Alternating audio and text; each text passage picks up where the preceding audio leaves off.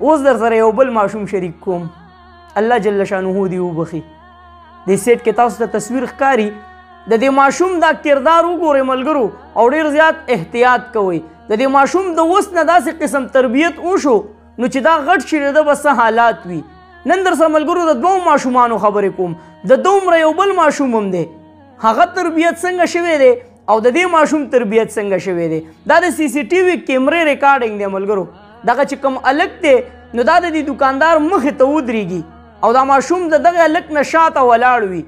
نو دکاندار ته دغه ماشوم نه ښکاري هغه ماشوم څه کوي ملګرو موبایل راخلي او لاس کې ورسره ګوتۍ ده او کتیلی د هر څه دي نو هغې ته ورچوي دوه درې موبایل چې هغه کله هغه ګوتۍ ته ور واچوي هغه تیلی ته نو بیا ملګرو هغه دکاندار ته راتاوم شي چیرې ما خو هېڅ هم نه دي کړي نو هسې سوچ کول پکار دی ملګرو چې د دې ماشوم د اوس نه داسې تربیت وشو نو دا به ناسور نه جوړېږي د معاشرې دپاره بیا نالت دي په هغه خلکو باندې چې د دې ماشوم دا ذهن یې داسې طریقې سره جوړ کو چیرې ته به غلا څنګه کې ته به څنګه داسې طریقې سره موبایل راخلې او دکاندار به دوکه کې اوس در سره یو بل ماشوم شریک کوم الله جل شانه دې وبخي دې سیټ کې تاسو ته تصویر ښکاري دا د پېښور اوسېدونکی ماشوم و دا ماشوم وایي په زنکدن کې کلمه وایي والد صاحب وایي چې کله وفات کېدو دا ماشوم نو د ده په خوله باندې کلمه وه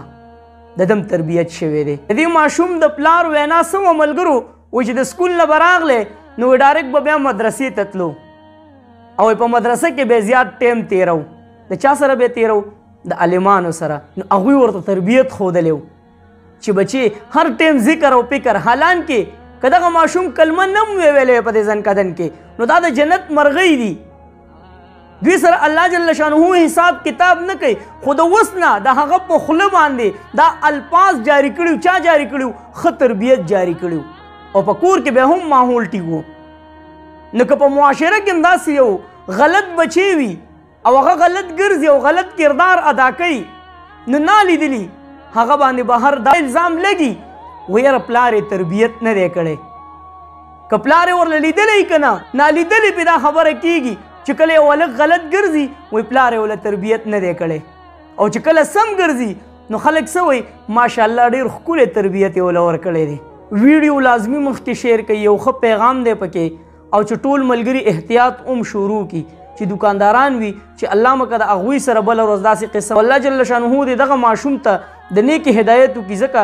چې د ده مستقبل به ډېر زیات په تیرو کې وي که چېرې سمې لارې ته رانغلی تاسو څه وایئ دې باره کې کمنټس کې موږ سره خپله رایه لازمي شریک کړئ چېرته مې الله مخاد آباد او خوشحاله ساته د لوی الله پامه